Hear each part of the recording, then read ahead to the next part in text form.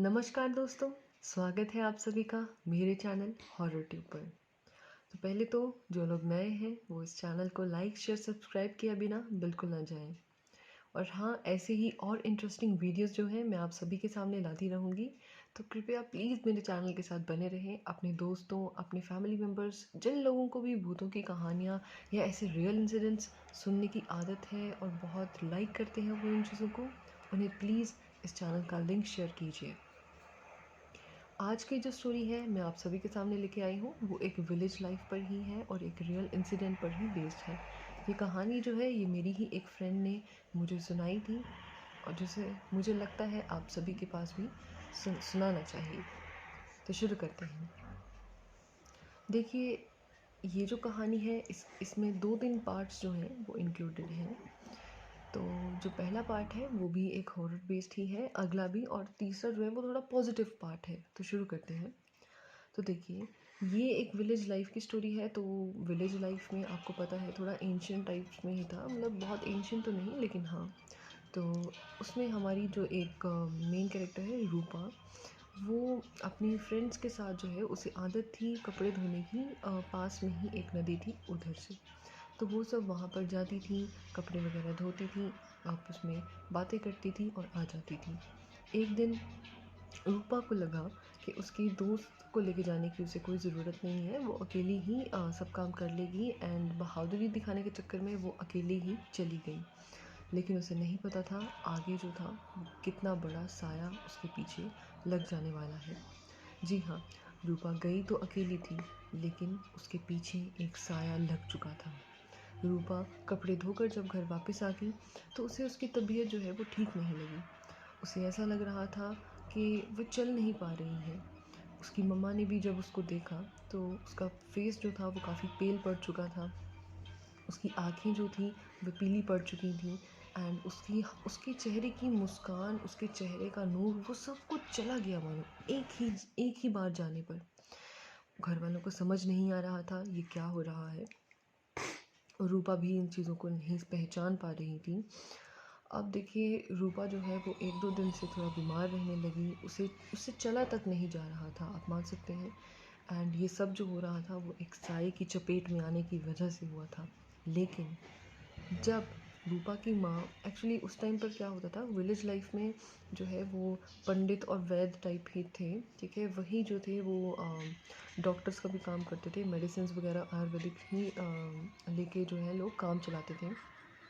तो रूपा की माँ को लगा कि उसे अब डॉक्टर को, यानी कि उन वैद्य या पंडित को दिखाने का समय आ गया है, एंड ये चीज़ जो है वो उनके कंट्रोल में नहीं है। उन्हें ये नहीं लग रहा था, उन्होंने सस्पेक्ट नहीं किया था कि रूपा जो है वो किसी साये के चपेट में है, लेकिन हाँ उन्हें लगा कि उन्हें ज़रूर दिखा लेना चाहिए।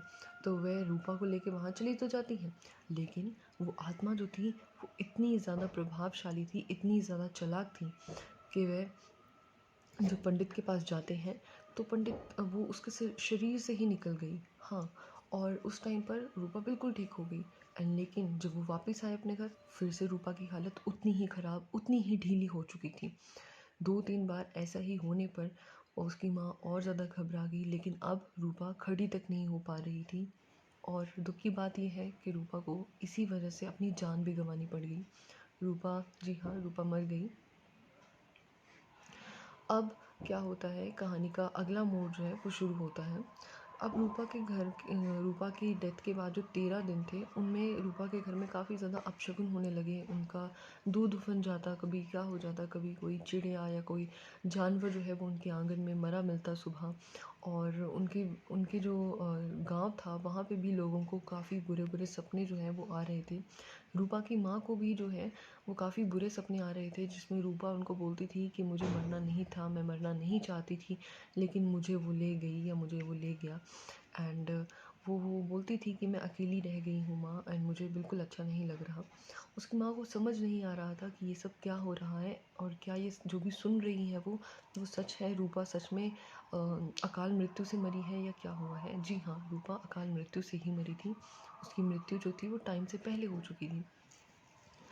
तो रूपा की माँ जो है वो फिर से पंडित के पास जाती है, और लेकिन पंडित को कुछ पता ही नहीं था। मैंने आपको बताया था वो आत्मा बहुत चालाक थी। अब और रूपा की माँ फिर घर वापस आ जाती है। 13, 14, 15 दिन होने के बाद चीज़ें थोड़ी सी नॉर्मल होने लग पड़ी थी।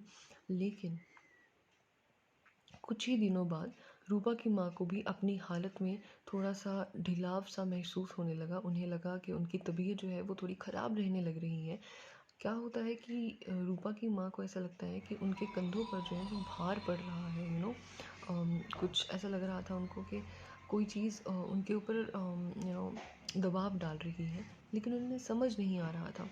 ऐसे ही करते-करते कुछ और दिन होने लगे। उन्हें लगा कि उनकी एज हो रही है और उन्हें बुढ़ापा आ रहा है, जिसकी वजह से उनके अंग जो हैं वो थोड़े ढीले लग रहे हैं उनको, और उनको थोड़ा-सा वो थोड़ी कुबड़ी टाइप होने लग पड़ी।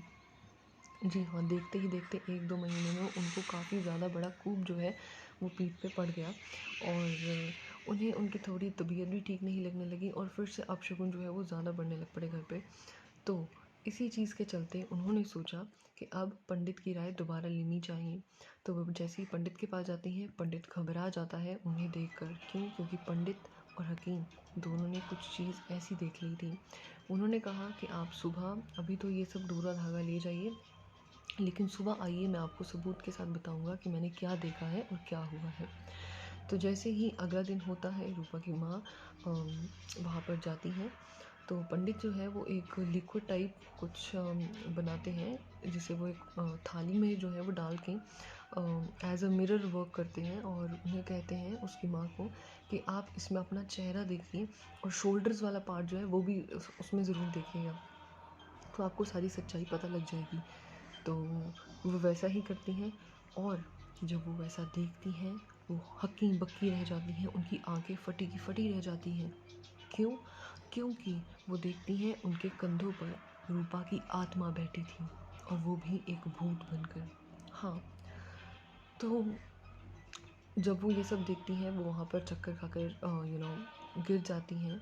कुछ टाइम बाद जो है पंडित और उनकी वाइफ जो है उनको ठीक करके वहाँ पर उठा देते हैं, और उन्हें बताते हैं कि आपको घबराने की ज़रूरत नहीं है। रूपा और उसकी माँ जो थी वो काफ़ी अटैच्ड थी एक दूसरे के साथ, इसीलिए रूपा को एक आत्मा जो थी वो ले तो गई थी, लेकिन उसकी मम्मा से वो इतनी अटैच थी कि उनसे दूर नहीं होना चाहती थी। इसलिए वे अपनी माँ के कंधों पर ही बैठ गई, और ताकि वो अपनी माँ से जुड़ी रहे। उसे यही लगा ठीक कि वो ऊपर ही बैठ जाए। उन्होंने सब एक्सप्लेन किया उसकी माँ को, और उसकी माँ को बहुत रोना आया कि उसकी बेटी की अकाल मृत्यु हुई थी, और उन्हें लगा था कि कोई बीमारी लग गई है उसकी बेटी को।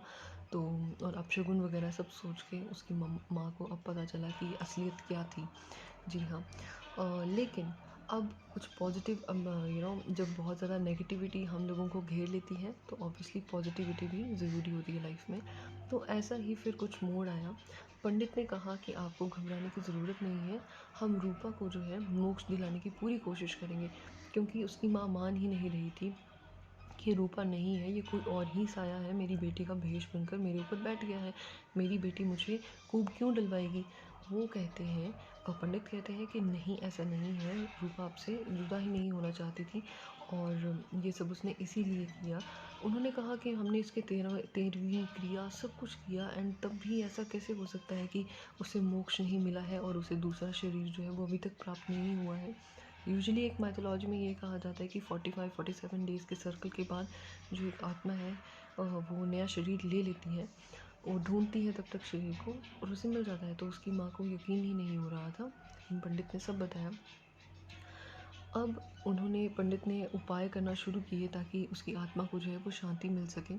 तो कुछ टाइम बाद जो है रूपा की माँ का कूप जो है वो खुद ही धीरे धीरे ठीक होने लगा, और वो फिर से सीधी खड़ी हो सकती थी, और उन्हें अपनी हालत में भी सुधार महसूस हुआ। अब पंडित के पास दोबारा गई वो, और उन्होंने पूछा कि अब वैसा कुछ है या नहीं है। तो पंडित ने कहा अब वैसा कुछ भी नहीं है, और रूपा जो है वो नया शरीर जो है उसे मिल चुका है। उसकी माँ को फिर से यकीन नहीं हो रहा था, वो भी अपनी बेटी के लिए अच्छा ही चाहती थी। वह चाहती तो यही थी कि उनकी बेटी को मोक्ष मिले, लेकिन वो सबूत भी चाहती थी। वह चाहती थी कि ये सब इतना कुछ हो चुका है, और मैं सच में देखना चाहती हूँ कि मेरी बेटी को मोक्ष मिला है या नहीं मिला है। तो इसलिए वो क्या करती हैं, वो पंडित से पूछती हैं कि मुझे जानना है मेरी बेटी को क्या शरीर मिला है, वो कहाँ पर होगी इस समय। पंडित कहते हैं कि हम आपको ये तो नहीं बता सकते वो एग्जैक्ट एग्जैक्ट है कहाँ पर, लेकिन हाँ, हम ये ज़रूर बता सकते हैं कि रूपा किस शरीर में गई है। तो इसलिए वो कहते हैं कि आप अपने घर की जो बोरी होती है चावल की, उसमें से चावल जो है वो निकाल के लेके आइएगा एक थाली में, और मैं उसे पूजा करूँगा आज। और उस पे हम जो है एक केले का जो बड़ा सा पत्ता होता है वो रख देंगे उसे ढकने के लिए, और सुबह तक मैं उस पे मंत्र जाप करके हमें भगवान की कृपा से पता लग जाएगा कि वो उसने कौन सा शरीर धारण किया है। तो उसकी माँ पूछती है कि वो कैसे पता चलेगा, तो वो कहते हैं कि रूपा की आत्मा जो है वो वहाँ पर छाप छोड़ जाएगी उन चावलों पर, उन पैर छोड़ जाएगी मतलब, है ना। तो वैसे ही होता है, अगले दिन जब उसकी माँ आती है पंडित को पूछती है कि आपने किया, तो पंडित पूजा वगैरह करके उस पत्ते को उनकी माँ और पापा के द्वारा उठवाते हैं। एंड वो देखते हैं कि वहाँ पर एक चिड़िया के पैर का पंजे का निशान जो था उस चावल के ऊपर बन चुका था। एंड उन्हें उस टाइम पर सेटिस्फेक्शन होती है, वो बहुत खुश होती हैं कि उनकी बेटी अब एक चिड़िया, एक आज़ाद पंछी बन चुकी हैं, और उसकी आत्मा जो है वो एक बुरे साय से भी पीछा छुड़ा चुकी है। तो वो बहुत खुश होती हैं, और आप सब पॉजिटिवली सब अपनी लाइफ बिताते हैं। विलेजर्स को भी अब कोई बुरे सपने नहीं आते और कोई अपशगुन भी नहीं होते, और सब अपनी अपनी लाइफ अच्छे से गुजारते हैं। तो यही थी आज की कहानी दोस्तों। आशा करती हूँ आप सभी को ये कहानी बहुत अच्छी लगी होगी। इसमें कुछ बुरे पड़ाव भी हैं, क्योंकि एक मासूम लड़की को अपनी जान गंवानी पड़ी, लेकिन हाँ, उसे मोक्ष भी मिल गया। तो आशा करती हूँ आप सभी को अच्छी लगी होगी कहानी। तो आप प्लीज़ लाइक शेयर सब्सक्राइब किए बिना मत जाइएगा। नए हैं इस चैनल पर तो प्लीज़ पक्का सब्सक्राइब करके जाइए। शुक्रिया दोस्तों, आती रहूँगी ऐसे ही और दिलचस्प कहानियाँ लेकर। Bye bye.